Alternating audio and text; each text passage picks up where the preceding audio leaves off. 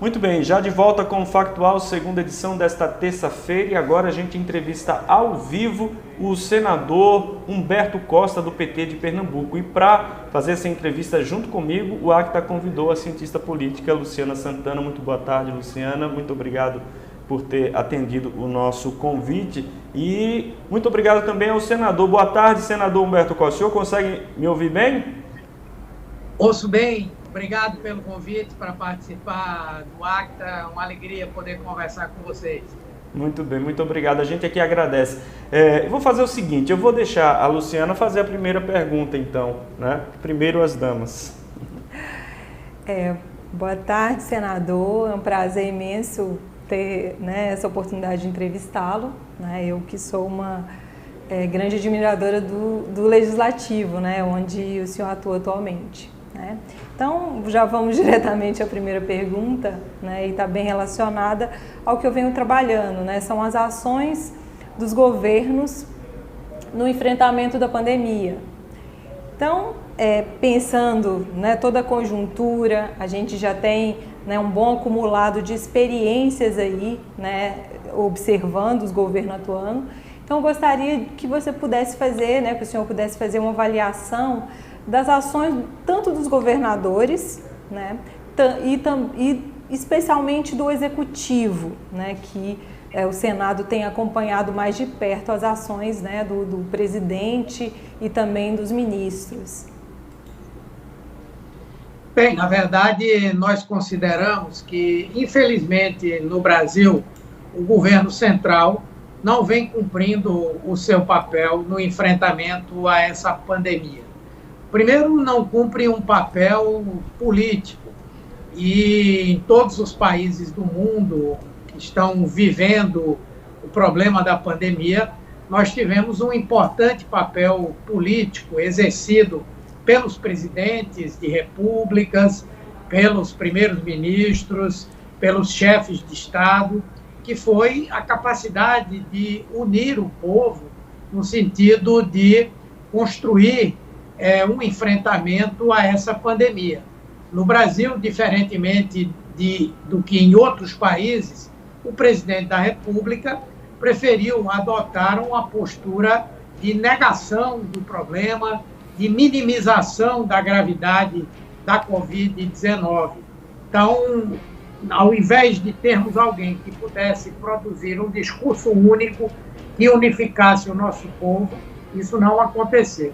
Do ponto de vista de gestão de saúde também, o governo central não cumpriu o seu papel, porque é papel do governo, do Ministério da Saúde, estabelecer uma articulação entre estados, municípios e o próprio governo federal, coordenar os trabalhos de enfrentamento à pandemia, e, no entanto, o que nós tivemos foi o presidente da República, o seu governo caminhando por um campo, e os governadores de estado e os prefeitos caminhando por outros, cada um meio que por si próprios para enfrentar essa questão. E o terceiro, do ponto de vista, das ações de saúde propriamente ditas. O governo ficou muito longe de atender aquilo que era a sua obrigação. Por exemplo, a garantia dos equipamentos de proteção individual para os profissionais de saúde. O Brasil é o país onde o maior número de profissionais de saúde morreram por conta da Covid-19. Não garantiu, por exemplo, a realização de testes, apesar de ter divulgado que teria 46 milhões de testes para serem distribuídos e feitos. O governo atingiu apenas 11 milhões e uma boa parte testes sem insumo, que, portanto, não servem para nada. Os leitos de UTIs que o governo havia prometido implementar 8 mil, não chegou a implementar 2 mil, os estados e os municípios implementaram 21 mil, sendo que desses 21 mil, apenas 11 mil o governo federal aceitou credenciar e pagar. Portanto, eu acho que o governo federal não cumpriu com a sua parte. Os estados e os municípios cumpriram, mas cumpriram aí com muita dificuldade, com muitos problemas também muito pressionados pela própria população e pelo setor econômico, questionando as medidas de isolamento social. Então, essa falta de uma postura única, de uma atitude única, gerou uma dificuldade muito grande no enfrentamento a essa pandemia. E não é por outra razão que o Brasil continua em segundo lugar, tanto em número de mortes quanto em número de casos no mundo, apesar de ter um dos sistemas de saúde mais amplos, mais universais, né, que nós temos em todo o mundo. Senador, agora eu pergunto sobre a Operação Lava Jato, né? A Polícia Federal de São Paulo concluiu que não há provas contra o ex-presidente Lula em relação às denúncias feitas pelo Palocci, né? O ex-ministro Palocci, em sua delação premiada. Nenhuma testemunha confirmou a versão do Palocci e também não foram encontradas provas relacionadas às denúncias do Banco BTG, né, e do ex-presidente Lula. Como é que o senhor avalia esse cenário? Isso pode interferir no pleito de 2022 com uma eventual anulação da condenação do ex-presidente? Bem, nós temos que ir por partes, né? Acho que o presidente Lula, ele conseguiu duas grandes vitórias, né?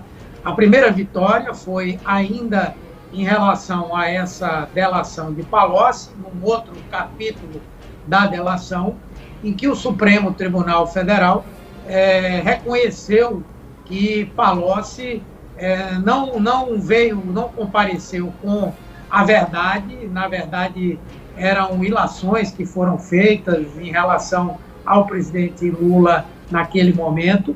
E, além disso, o Supremo constatou que a postura do juiz Sérgio Moro, que era o titular do julgamento desse processo, teve dois problemas graves. O primeiro, ele tentar incluir a delação depois que todo o processo de elaboração, de formulação do inquérito e, inclusive, da aceitação do processo já estava feita. Depois da instrução do processo, ele quis agregar um novo fato. Isso aí o Supremo rejeitou. E também o Supremo foi crítico no sentido de dizer que Sérgio Moro divulgou sem absoluta necessidade aquela delação que estava sob segredo de justiça a uma semana da realização da eleição de 2018, constatando-se aí uma tentativa de uma intervenção política naquele processo. E agora, essa semana, veio a segunda vitória do presidente Lula, ainda em relação ao Palocci, que foi a constatação de que a delação de Palocci, no momento em que ele afirma que Lula teria dinheiro de propina para receber da Odebrecht, que esse dinheiro seria administrado pelo BTG Pactual e que haveria, inclusive, o vazamento de informações do mercado financeiro para que o BTG Pactual pudesse usufruir de posições privilegiadas, né, informações privilegiadas. Também foi constatado que era uma denúncia baseada única e exclusivamente em notícias de jornal, informações da internet, de modo tal que nós acreditamos que estão se somando, né, aqueles elementos que vão interferir na decisão do Supremo, naquele pedido da defesa de Lula para a consideração do juiz Sérgio Moro como suspeito nos julgamentos de Lula. Então, isso ainda não tem data marcada para ser votado. Agora, essas duas decisões, elas terminam por nos dar esperanças de que a decisão do Supremo em relação a esse pedido seja realmente de acatar essa argumentação de que Sérgio Moro não foi um juiz parcial e, com isso, os processos são anulados e voltam novamente para a primeira instância para começar tudo de novo. E aí nós esperamos que, com um juiz que seja, de fato, imparcial, Lula possa claramente provar sua inocência. Luciane. Bom, obrigado, senador. Ainda, já que se tocou no nome, né, do ex-ministro Sérgio Moro, né, gostaria de ouvir um pouquinho também sobre a composição, né, do governo federal e as baixas, né, que o governo federal vem tendo ao longo desse período. Ontem mesmo a gente teve aí um burburinho, né, de uma possível saída do ministro Paulo Guedes, que logo depois foi... né, houve uma reconsideração, né, de que é um casamento que vai durar até o fim do governo. Eu queria que fizesse uma avaliação, né, o que tem acontecido no governo federal, o que essas baixas significam, as baixas mais recentes dos secretários, né, no Ministério da Economia, em que maneira aquela agenda que foi apresentada ao eleitor lá em 2018, né, que foi vendida como, né, uma mudança de orientação econômica, né, mais liberal até do que já vinha sendo mantida, né, do governo do ex-presidente Michel Temer. Como que o senhor avalia, né, então, tanto composição governamental quanto também hoje essas baixas do governo? O que representa? Bom, na minha avaliação, representa um conflito importante, né? Aliás, o governo Bolsonaro ele é muito marcado por conflitos, por instabilidade, por crises sucessivas. Boa parte dessas crises criadas pelo próprio presidente da República, só que há 2 meses, depois da prisão do Fabrício Queiroz, parece que o presidente aceitou uma tutela, não é? Da parte dos militares, da parte do Centrão, da parte de alguns empresários que fizeram com ele um acordo de ele permanecer à frente da presidência, mas calado, né? E, nesse sentido, boa parte das crises que havia, elas diminuíram, né? O discurso ideológico está sendo colocado mais de lado. Agora, o que há hoje é uma divergência um pouco mais ampla, que envolve a questão da política econômica e envolve a questão da preocupação de Bolsonaro em criar as condições para poder disputar uma eventual reeleição. Então, o que é que há hoje? Um conflito entre a visão ultraliberal, não é, do Paulo Guedes, do mercado financeiro que dá suporte ao Paulo Guedes, não é, de setores que dão aval ao governo Bolsonaro por conta dessa agenda no campo econômico, de redução do tamanho do Estado, de ajuste fiscal, de privatização de inúmeros setores, de retirada de direitos sociais, especialmente trabalhistas e previdenciários, não é? E, por outro lado, agora o sentimento que Bolsonaro está tendo de que ele precisa gastar mais, fazer obras, garantir algum tipo de programa social de transferência de renda, porque ele viu que esse abono emergencial, esse auxílio emergencial, lhe deu um crescimento de popularidade, e a disputa com esse setor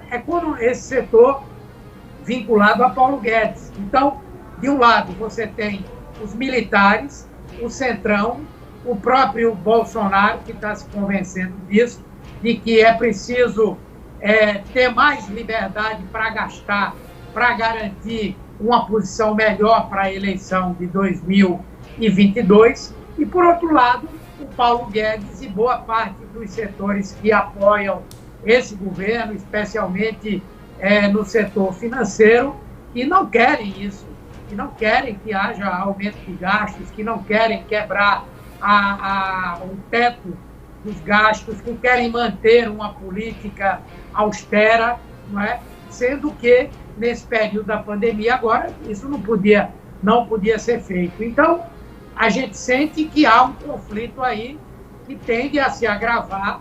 Eu aposto mais na possibilidade de Bolsonaro se unir a essa visão dos militares e do Centrão, e acredito que essa quebra de braços deve ser perdida pelo Paulo Guedes, a não ser que ele aceite construir uma proposta intermediária em que ele mantém alguns pontos dessa agenda ultraliberal, mas que ele libere recursos para Bolsonaro fazer um novo tipo de programa de transferência de renda, que ele tenha dinheiro para a realização de obras, para que ele possa retomar obras que estão paralisadas, enfim. Ele tomou gosto agora por isso e eu acho que esse é o caminho que ele vai seguir. Agora, não vai ser também uma decisão simples, uma decisão pacífica, porque ele também vai saber que vai perder o apoio significativo de uma parte das elites econômicas brasileiras. Senador, agora falando em união, e a esquerda vai se unir para 2022? Existe aí essa frente ampla, né, formada por outros partidos de esquerda que não o PT. O PT vai se unir também? Existe essa possibilidade ou não vai apresentar uma proposta única? Olha, eu acho que essa união é uma necessidade, não é? Mais do que um desejo, é uma necessidade. O Bolsonaro, apesar de estar desgastado, ter perdido uma parcela dos apoios, não é? Mas ele ainda tem uma base muito sólida, conseguiu recobrar outros apoios que ele havia perdido. Hoje tem aí uma aprovação de 37% da população que acha seu governo bom ou ótimo. É difícil até da gente entender por quê, mas se alguém quiser raciocinar dentro de uma lógica da política em termos que a gente está acostumado a fazer, vai errar. Não é? A lógica, a racionalidade não existe nesse movimento da extrema-direita que está hoje no Brasil e no mundo, exercendo aí uma hegemonia, ou conquistando uma hegemonia. Então, Bolsonaro é forte, vai ser um candidato forte na eleição de 2022. Nós estamos vendo o centro, a centro-direita, tentando se organizar, embora esteja com muita dificuldade. Inclusive, esse ataque que a Lava Jato está fazendo nesse momento, as principais figuras do PSDB, né, nacional, elas comprometem esse esforço para a construção de uma alternativa de centro-direita no Brasil e, portanto, nós temos a tendência a ter uma polarização. E essa polarização só pode ser positiva para a centro-esquerda, da qual nós fazemos parte, se nós estivermos unidos, né?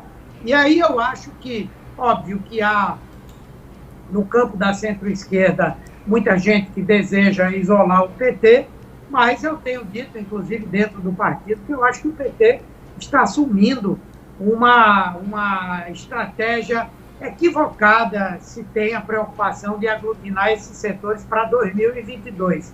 Equivocada porque, durante essa eleição municipal, o PT, que eu acho que deveria ser a principal força a apostar na unidade desses segmentos, a procurar construir em cada município importante do Brasil uma aliança ampla, em vários momentos o PT ser generoso para permitir que outros partidos possam encabeçar essas alianças, e eu acho que o PT não está fazendo isso. Então, pode ser que mais à frente, na hora que nós quisermos produzir essa junção, já não seja tão fácil.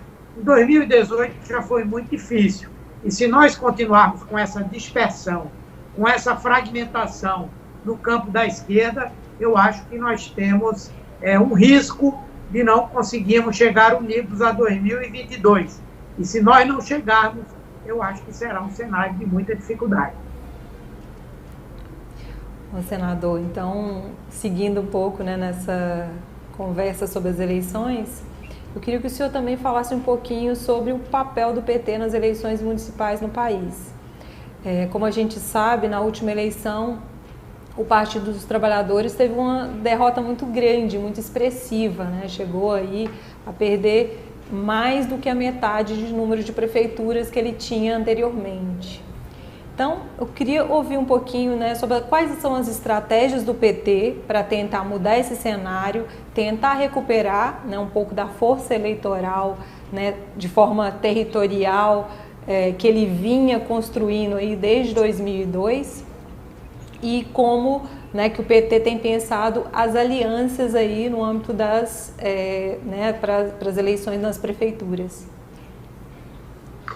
Bem, eu acho que o PT, ele adotou, no geral, uma estratégia correta, né?